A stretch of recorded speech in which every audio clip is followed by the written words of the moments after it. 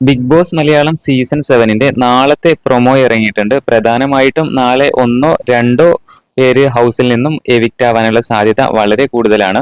ഒരുപക്ഷേ കഴിഞ്ഞ വീക്കിൽ രേണുസുതി അടക്കം 3 പേര് എവിക്റ്റ് ആയതുകൊണ്ട് ഇത്തവണ ഒരു സിംഗിൾ എവിക്ഷൻ ആവാനുള്ള സാധ്യതയും വളരെ കൂടുതലാണ്. കൂടുതലും എവിക്റ്റ് ആവാനുള്ള സാധ്യത എന്ന് പറയുന്നത് വൈൽഡ് കാർഡ്സ് തന്നെയാണ്.